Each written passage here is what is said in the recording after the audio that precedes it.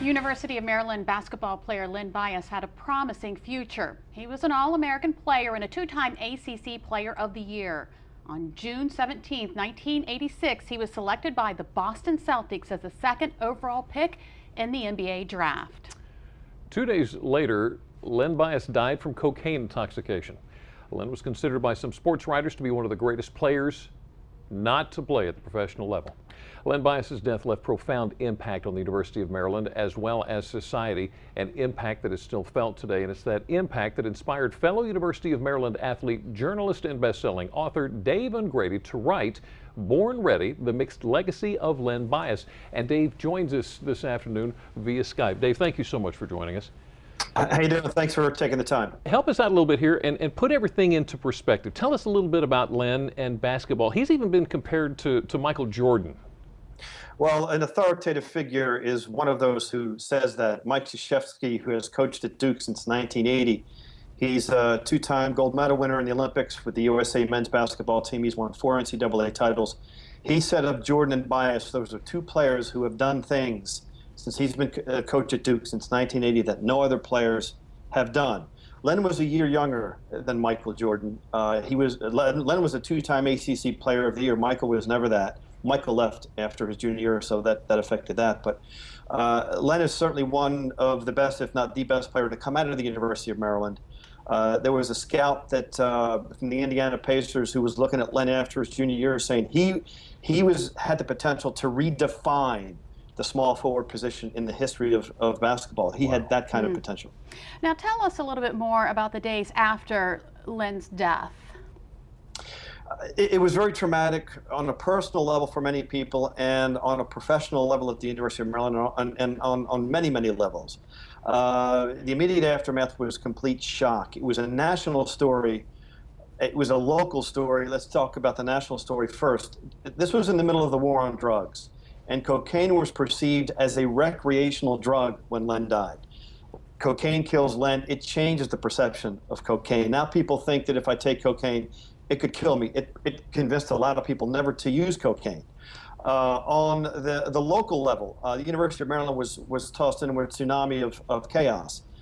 They were task forces started to study academic performance of athletes, to study drug testing of athletes, to study the athletic department.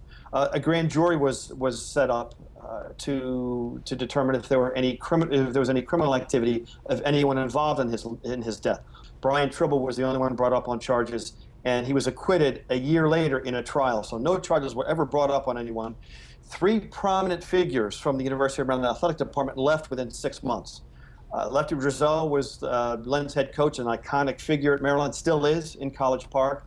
He was forced to resign in October of 1986. Bobby Ross, a prominent football coach at Maryland, resigned on his own because there was so much confusion about how to recruit athletes anymore because of the academic situation was changing.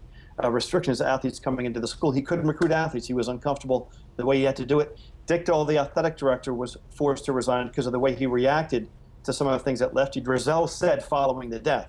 So a lot of people, similar to what Penn State has gone through recently, a lot of tough times for Maryland that still exist today. How about that? Well, Dave, let me ask you, you've put together, obviously, the book, Born Ready, but you've also put together the Born Ready Project. What is that? The book is called Born Ready, the Mixed Legacy of Len Bias. From the book, I've developed the Born Ready Project, which teaches life skills primarily to teenagers and young adults. Len made a bad decision. That's all that happened here. No matter what anybody says, it was not the first time he used cocaine. He was a regular user. He made a bad decision to use too much drugs that night, and it killed him.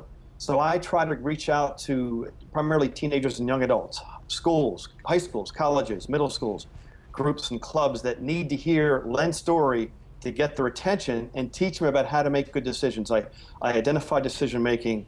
I offer tips on how to make good decisions. I also talk about resilience in a different presentation. So I'm trying to use Len's legacy and his story as a way to get kids' attention and teach them not to make the same mistake. And you are actually bringing the Born Ready project to Salisbury coming up. Tell us about that. Yeah, Friday night, starting at 6:30, I'll be at the Hazel Salvation Army Community Center. We're going to have a presentation on decision making, part of the Born Ready project, and I'll be signing the book, selling and signing the books afterwards. So the Hazel Center has been very supportive of this. We hope to get 300 or 400 people there. They said already they expected a couple hundred people to attend.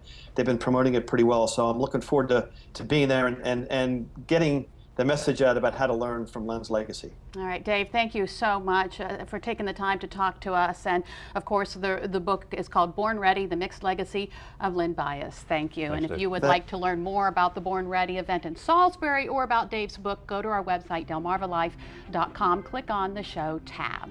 Well, still ahead on Delmarva Life, the scaffolding has come down and all the construction equipment has cleared. The Acetate Lighthouse restoration project has wrapped up. Brian unveils what it looks like now. A little bit later on, we're in the kitchen with not one, but two tasty recipes. Today, they both fit into the comfort food category as the cooler weather begins moving in here on Delmarva. Delmarva Life, we'll be right back.